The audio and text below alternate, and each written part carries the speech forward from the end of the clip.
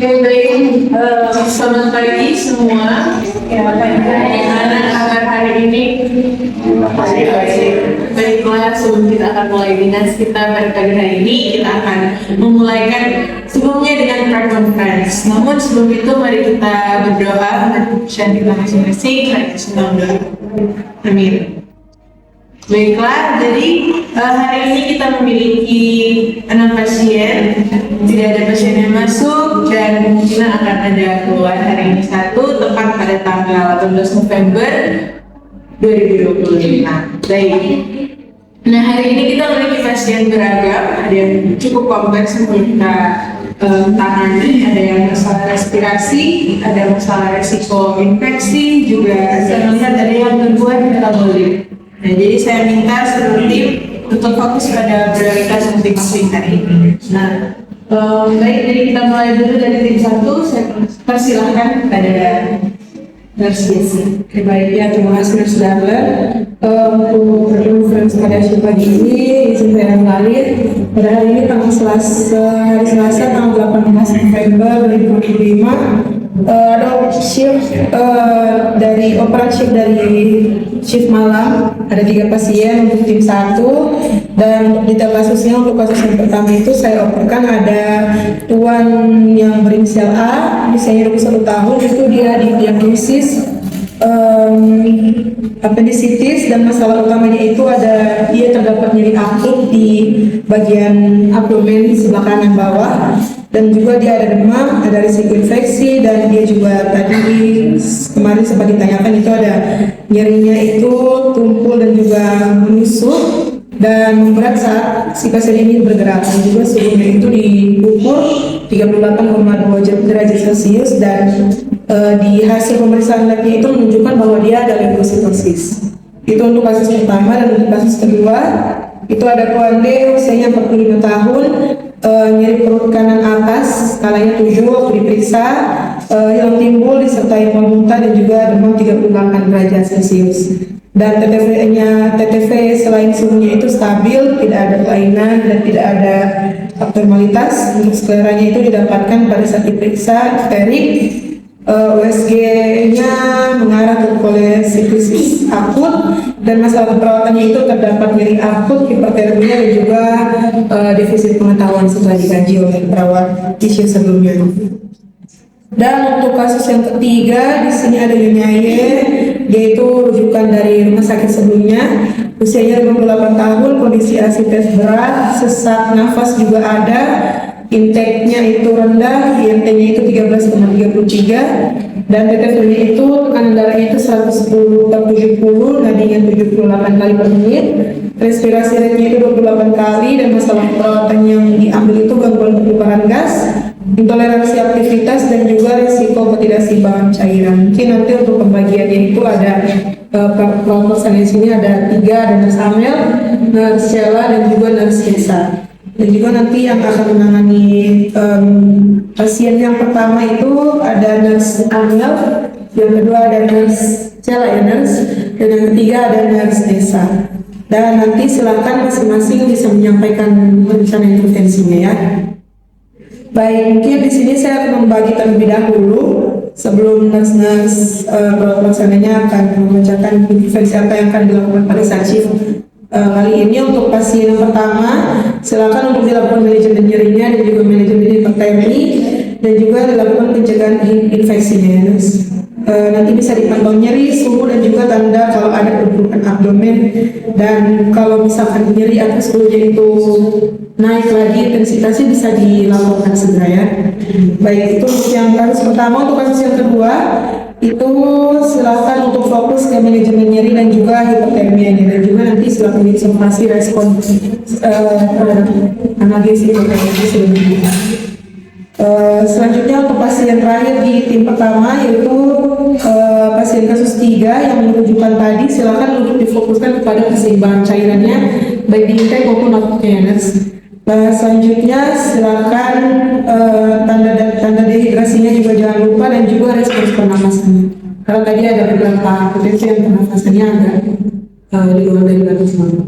Mungkin kalau dari saya itu silakan harus disampaikan rencana kesehatannya.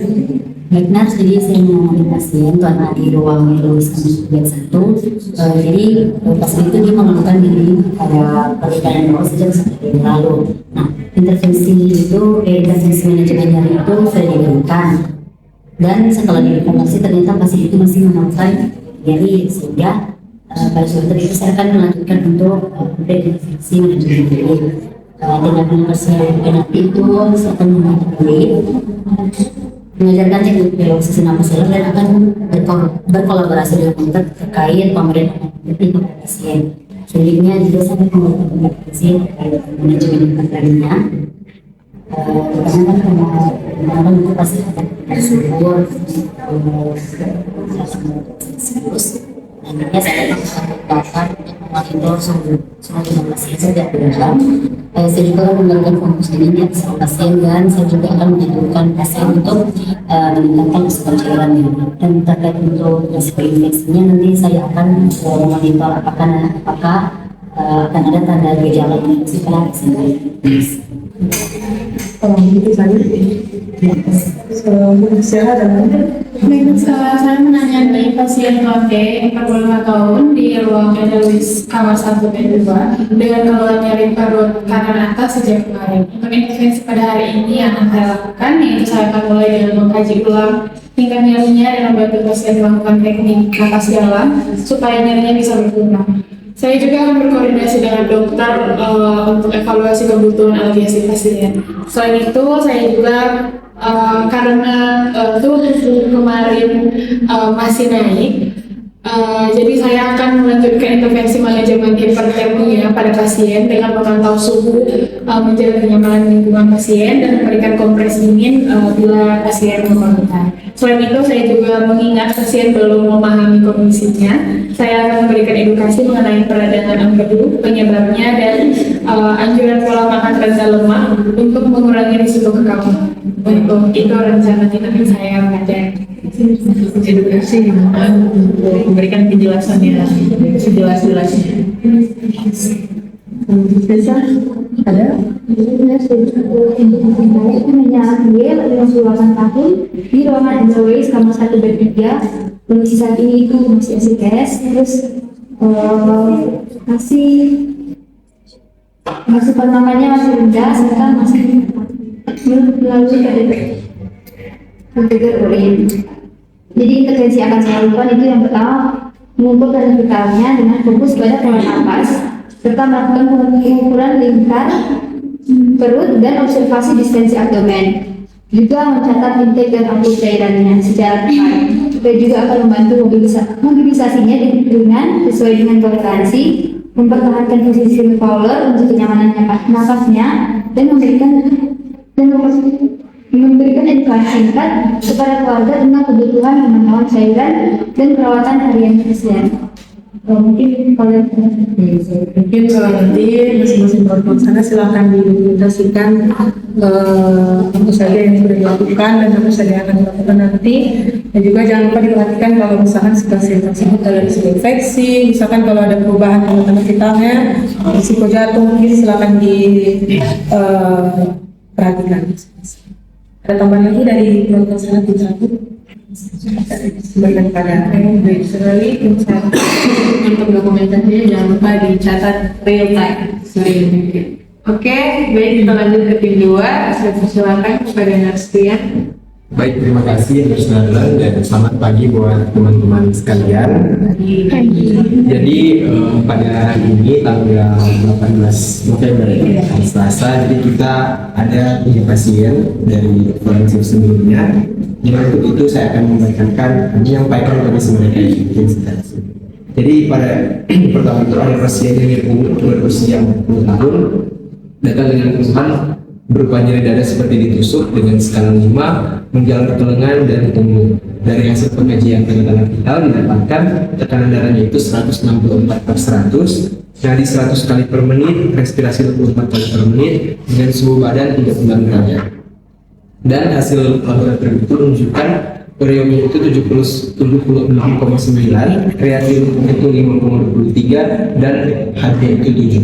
Dan juga dari pemeriksaan GDS itu 190.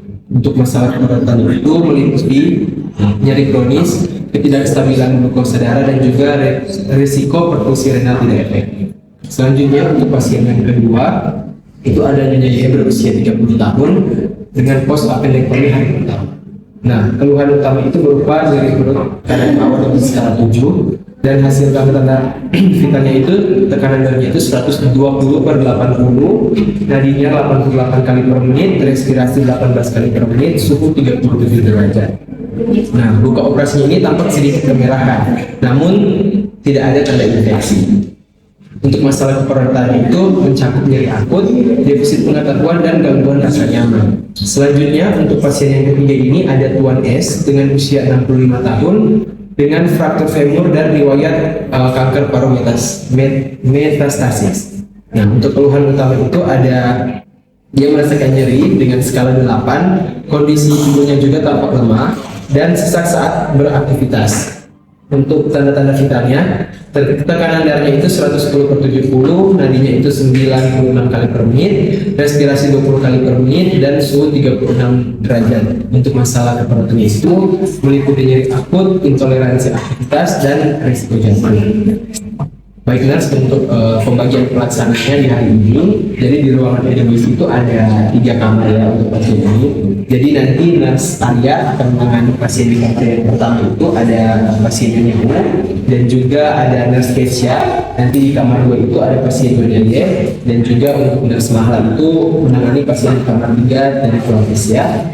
Untuk itu silakan masing-masing perawat menyampaikan rencana dan kerjanya hari. Ya baik, kemudian seperti ini dulu. Jadi untuk pasien yang dari Indonesia, jadi saya akan mengajukan sesuai dengan dosa. Lalu untuk ini saya akan mengkaji dan mengobservasi kemudiannya, lalu membantu pasien untuk semakin posisi yang nyaman dan juga memberikan terapi relaksasi nafas. Lalu saya juga akan memantau pola darahnya, lalu saya akan memperhatikan dan juga output dan infeksinya. Lalu jika kalau ada catatan perfusi saya akan disediakan. Terima kasih. Baiklah saya untuk itu jangan lupa ya untuk selalu mendokumentasikan setiap tindakan. Mungkin dari nurse Kesia. Kalau dari saya mengenai sendiri itu saya melakukan teknik relaksasi nafas darah juga untuk mengatasi nyerinya. Kemudian juga menurunkan nyeri. Saya akan membantu untuk merubah posisi, jadi akan menentukan pasien itu dengan bantuan bantal penyangga di bagian kulitnya agar dia tentu merasa nyaman. Juga sesuai dengan anjuran dokter, obat-obatan yang akan memberikan itu apa saja saya akan berikan itu, kemudian observasi dan mengkaji apakah masih ada yang perlu tambahan lagi.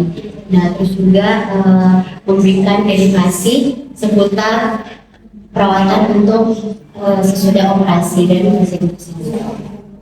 Kesia mungkin di saat akan tindakan ya tadi yang akan memposisikan pasien itu mungkin bisa ajak teman perawat yang saat itu dengan mencegah hal-hal yang tidak diinginkan.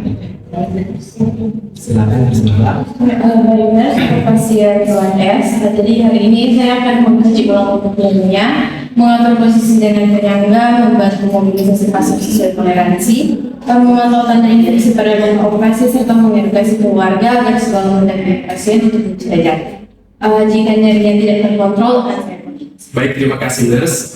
Untuk itu pastikan juga keamanan pasien dan bila terjadi nyeri yang tidak terkontrol itu untuk segera laporkan ya. Baik, dari tim 2 nurse mungkin demikian diberikan kepada. Baik, terima kasih untuk rekan-rekan semua, ketua tim juga perawat pelaksana untuk laporannya pada pemeriksaan ini. Tetap jaga koordinasi dengan baik, tetap menjaga teman yang baik, jangan lupa untuk berkomunikasi dengan beresbar untuk setiap kolaborasi mungkin dengan tim yang ada, dan jangan lupa juga untuk memasukkan setiap dokumentasi itu ke e-record atau rekan medis digital. Oke, langsung saja kita laksanakan aktivitas kita pada hari ini. Tetap semangat, salam sehat. Terima kasih.